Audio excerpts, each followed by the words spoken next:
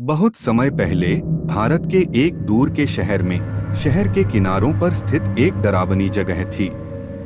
स्थानीय लोगों ने स्वीकार किया कि घर को बदनाम किया गया था कि पिछले निवासियों की प्रेतवाधित जगह वास्तव में डरावनी थी। एक दिन युवाओं के एक समूह ने अवांछित घर की जांच करने का फैसला किया। वे सुनी सुनाई बातों के बारे में रुचि रखते थे और कहानियों को मान्य मानते हुए अपनी आंखों से देखने की जरूरत थी। जैसे ही वे घर में दाखिल हुए, उन्हें हवा में ठंडक महसूस हुई और प्रवेश द्वार उनके पीछे बुरी तरह से चीखने लगे। घर मंद और शांत था और वे छाया से आने वाली अजीब हलचलें सुन सकते थे। अप्रत्याशित रूप से उनमें से एक गायब हो गया और वे उसकी चीखों को पूरे घर में गूंजते हुए सुन सकते थे।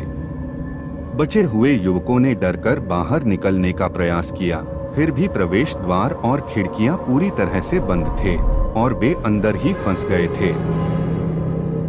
जैसे ही वे घर में घूमते थे, उन्हें अलग अलग असाधारण विशिष्टताओं का अनुभव होता था, जैसे चमकती रोशनी, ठंडे स्थान और डरावनी हलचलें।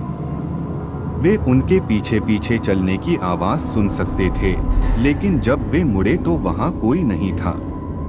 पिछले किराएदारों की प्रेत चारों ओर दिखाई दे रहे थे, उन्हें देख रहे थे और उनकी अगली दुर्घटना की गारंटी देने के लिए खड़े थे। जैसे जैसे रात होती गई, किशोर धीरे धीरे डरने लगे और अलग अलग उन्हें क्रोधी आत्माओं ने बाहर निकाल लिया।